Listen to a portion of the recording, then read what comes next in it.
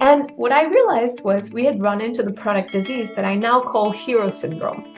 We were all about, going big, and it was all about scale.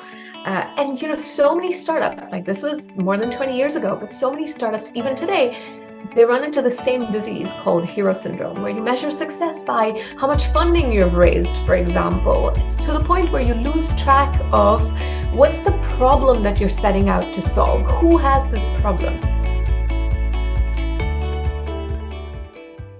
Hello, everyone. Welcome to the eighth episode of Product Unfiltered. Joining us today, we have Radhika Dutt, author of Radical Product Thinking, a framework that has been adopted by organizations around the world to help them build world changing products. She's also a popular speaker and a thought leader in the product management community. We are excited to have her join us today to share her insights and experiences on product development, entrepreneurship, and leadership. Thank you so much, Radhika, for taking out your time for our podcast. Thanks so much for having me. Great to be here, Rahul and Utkarsh. Thank you. And Radhika, we are really curious to understand your journey as a product leader and entrepreneur and how it led to the creation of radical product thinking. I'll start with a little bit of my background. I graduated back in 2000 with my master's and my bachelor's from MIT in electrical engineering. And my entry into the professional world was through a startup. So myself and four other co-founders, we started a company called Lobby 7. And if you think about what we were doing back then, it was essentially creating what you now think of as an early version of Siri. But this was back in 2000, right? Where wireless devices were clunky and big, and 3G was always still coming. And so, back in the day, what we realized the market really needed was, given these clunky devices, it was so hard to interact with your phone using text. And so what we built back then was the ability to interact with your device using text as well as speech. Um, well, but of course, as I mentioned, this was back when 3G was still a dream, right? And so what happened? Well, we were entirely too early to the market. So we launched this product. We were excited about it, but just there wasn't a huge market for it. So we were acquired for our technology, but it wasn't a life-changing acquisition for us. And what I realized was we had run into the product disease that I now call hero syndrome. We were all about, going big, and it was all about scale. So many startups, like this was more than 20 years ago, but so many startups, even today, they run into the same disease called hero syndrome, where you measure success by how much funding you've raised, for example, to the point where you lose track of what's the problem that you're setting out to solve. Who has this problem? And so my career started off by running into product diseases. And what I realized was, as I was growing in my career, I was learning from these hard mistakes. And so as I was, gaining more experience, I was avoiding some of these product diseases, but then I was forced to watch other people making those same mistakes. And so in 2017, the big question that hit me after so many frustrations of seeing others run into these same product diseases that I had run into, the question was, is it that we all have to make these same mistakes? Are we all doomed to just having to learn from failures? Or can we actually give people a systematic step-by-step process so that anyone can build world-changing products? And that's how radical product thinking started. And so myself and two other ex-colleagues, we were venting about this issue. And we said, what if we create a framework and let's try it out with people? So we built radical product thinking as a framework, and we tested it out by just putting it out. And it's still free, by the way, from the Radical Product Thinking website. But we put it out there, and within a month, and in fact, it was really interesting. We gave a talk at a conference, and someone at that conference came up to us afterwards and they said, "Wow, you guys created radical product thinking." We felt like mini celebrities, and it turned out that she had found the radical product thinking framework just purely organically searching for it, and then had used it, and then had gone and talked about it at another conference, All the while, we had no idea that there were people using this framework. And that's where we realized the power of this approach, and the need for a book, and which is why Radical Product Thinking is now a book. So, Radhika, what are some of the common challenges or common issues which you see in organizations, particularly in the product development phase? And how do you think the radical thinking framework can solve or eradicate those challenges? I'll say that the biggest problem that we have is that we've learned that the right way to build products is put something in the market, just try it out, and then you keep iterating on it. And so we've learned that the right way to build products is by being iteration led. And this is a fundamental problem. Let's first talk about, how did this idea even originate? Like, why did anyone think that a good way to build products is just, let's throw something in the market, keep testing and optimizing, right? The way this originated was from the VC model. The VC business model is, I'll invest in 10 companies. Out of this, I only need one of them to succeed. The rest all, in fact, I want them to fail quickly because I don't want to keep pouring money into a middling company. So it's go big or go home. That's like the VC model. And you see why it is the case. And so there are a few companies that made it big in this model. And so there was the survivor bias, where the idea was, this is how we in fact build products. Just build lots of different things, try all the stuff out, and then fail fast, try making lots of these changes, see what works, and keep optimizing, right? Mm-hmm. This works for a VC. It doesn't work for an entrepreneur. It doesn't work for a product person. The way you need to think about this as an entrepreneur or a product person is that you literally have 2 to 3 pivots before you run out of either money or momentum. And so you have to think about those pivots as silver bullets. How can you use them really intentionally and deliberately so that you don't waste those 2 or 3 silver bullets that you have? Mm-hmm. So you cannot be iteration led if you want to build good companies. For every unicorn that was built using this iteration led model, there's a whole graveyard of failures. And so what do you do instead? In the radical product thinking way, instead of just randomly iterating and trying things, you have to have a clear vision and strategy that drive those iterations. So what do I mean by that? I don't mean this broad, fluffy vision, we want to be the leader in XYZ. And whenever I read strategy put together by a company, it sounds fluffy again, which says I'm going to invest $10 million in these 3 initiatives, and we're going to launch in these 5 markets, and that's going to create an ROI of blah.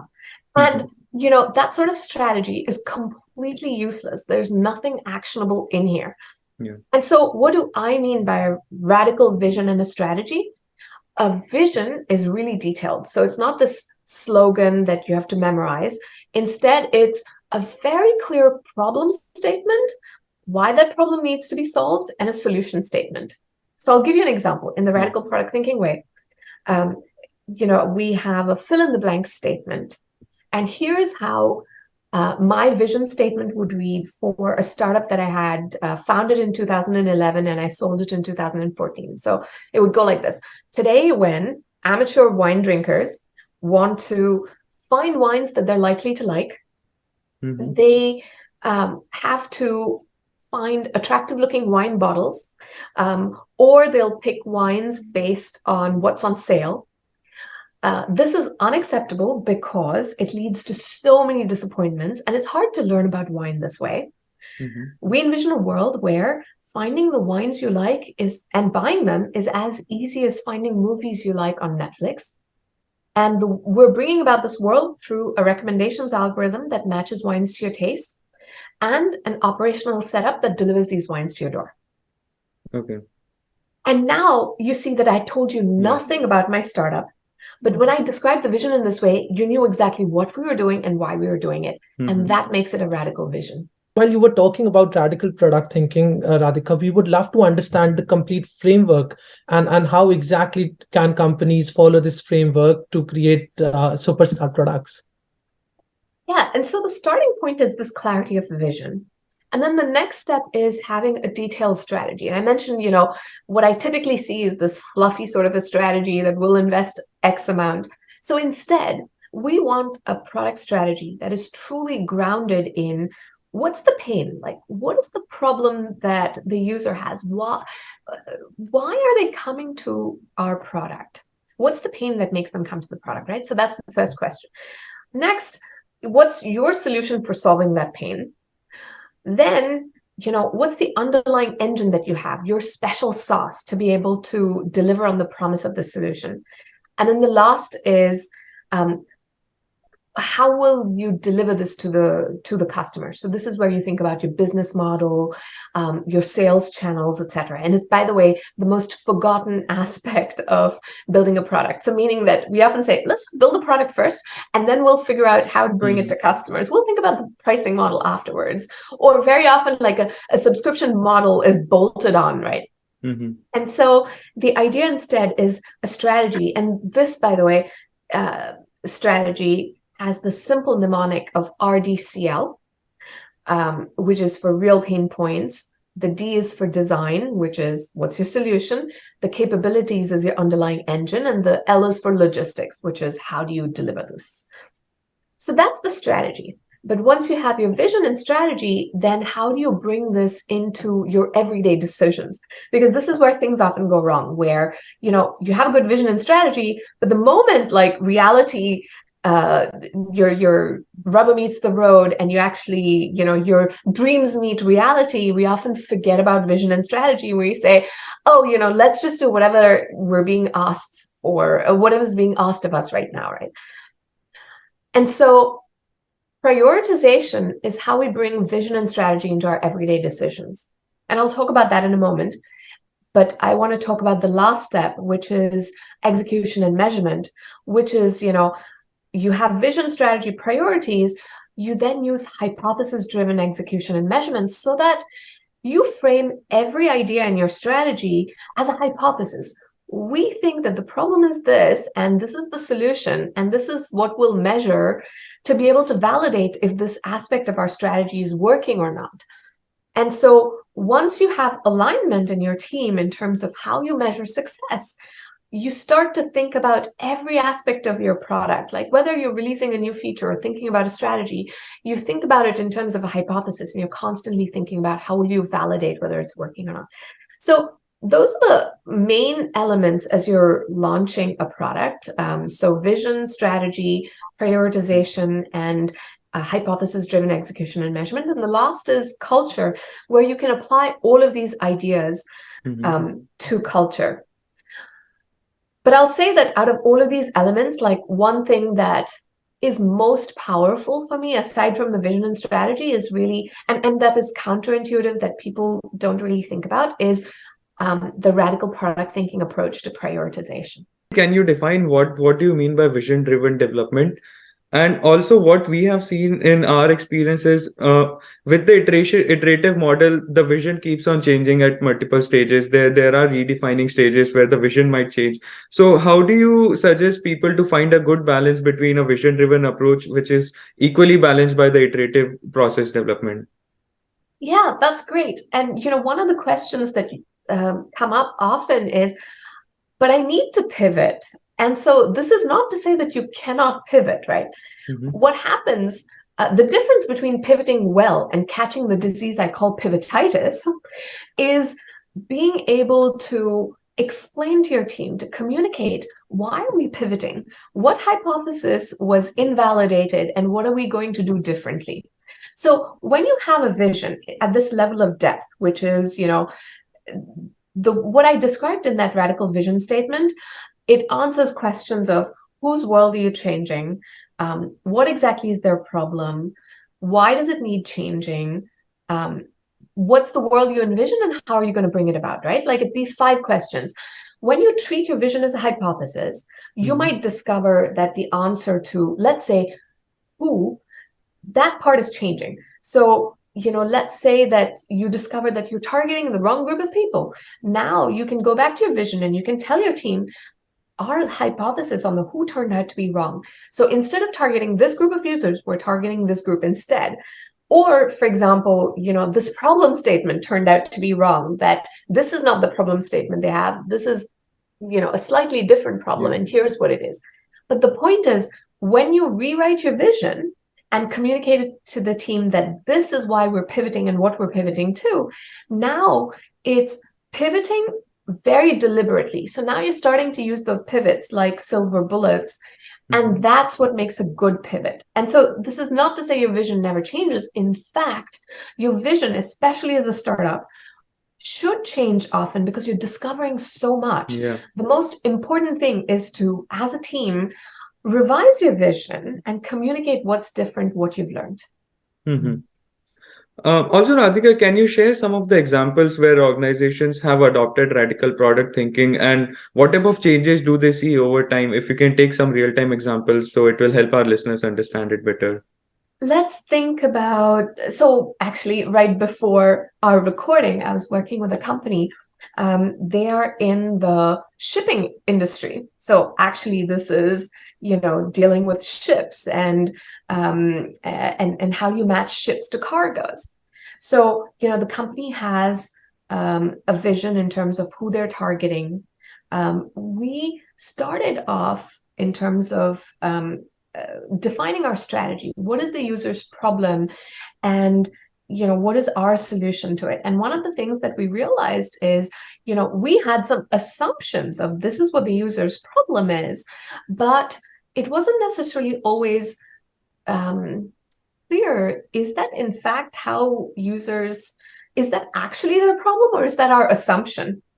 And so one of the things that we had to do was do some user research and some user testing. So first we did user research to make sure we really understood their problem. And by the way, this is something that is often misunderstood in product, where we think that where we need to discover the problem, we often want to propose solutions saying, would this solve your need? And you cannot ask questions in this way. Very often we almost think of talking to customers like, showing them a demo of our product and saying, if I showed you this product, would you use it? Is this what you need? Is this what solves your problem?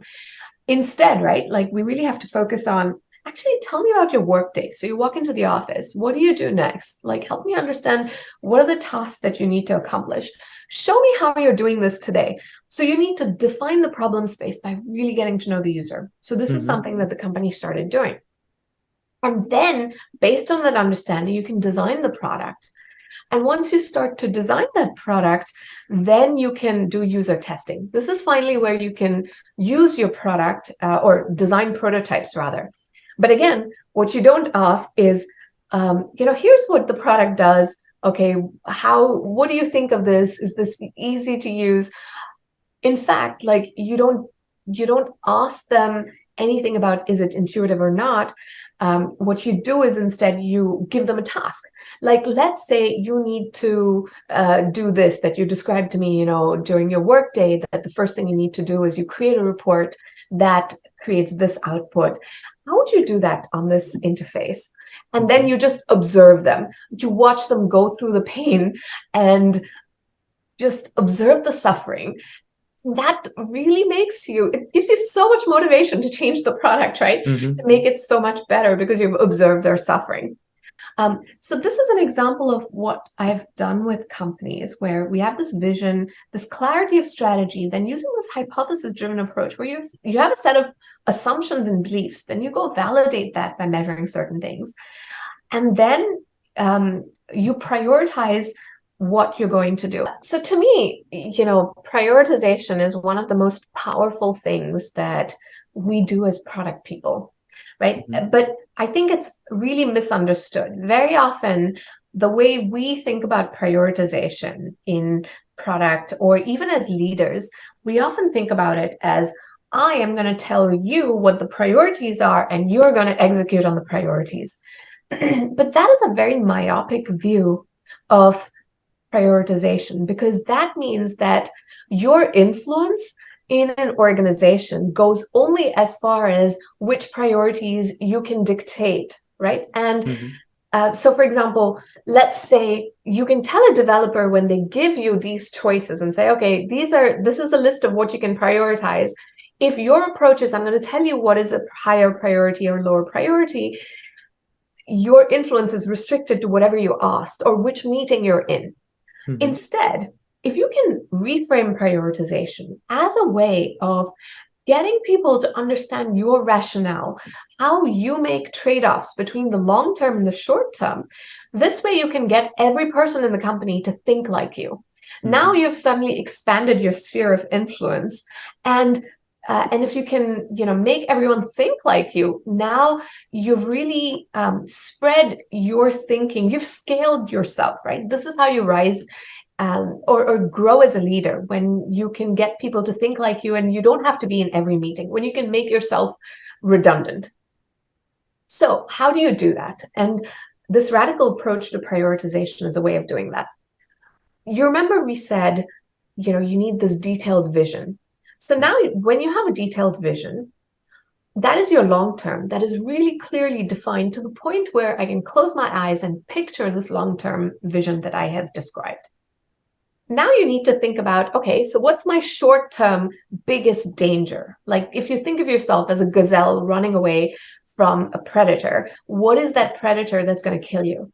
And you can't define like 3 or 4 things. Like you can't run away from a whole pack. Like think about what is the one biggest nearest threat.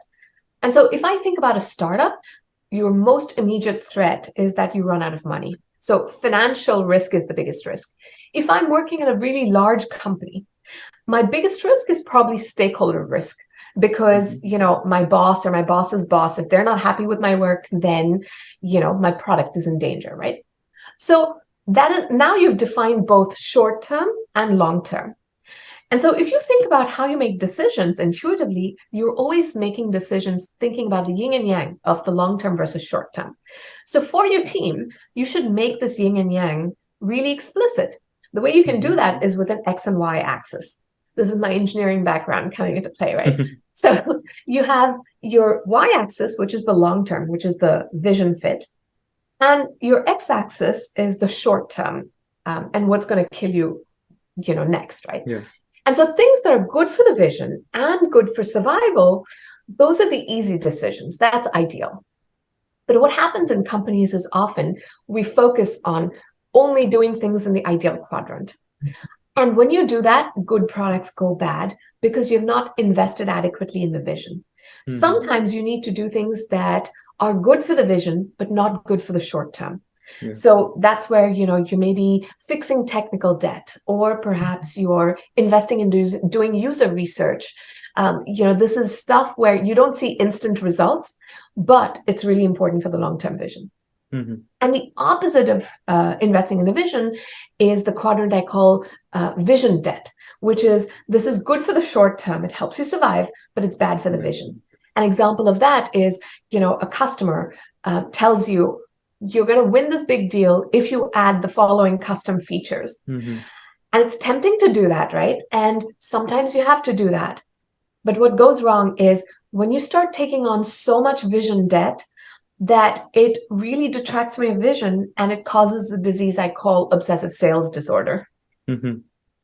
And so the last quadrant is the danger quadrant, which is, of course, bad for the short term and bad for the vision. But nobody is really asking for such features. And so that's another quadrant you can ignore, right? So how do you prioritize? Think about features that and how you would place those features in these quadrants. And so you might do more things in the ideal quadrant. You might do a few things in the investing in the vision quadrant. And you try to avoid vision debt. But if you must take it on, you acknowledge that this is vision debt.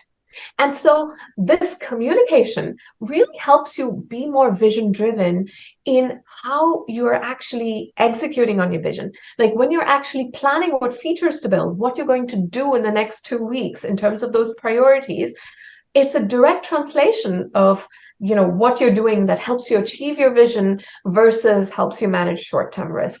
And that's a way of bringing your vision into everyday decisions. There's also a way of communicating with stakeholders to be able to explain how you're prioritizing and trading off the long term and the short term so that you can get their buy-in. And Radhika, with tech evolving so rapidly, what's next for radical product thinking? As in, how do you see the framework evolving in the coming years? There are two aspects to this. One is, and this is something I mentioned in part 3 of the book, it's this concept of digital pollution I talk about, where, we're building products that affect people's lives.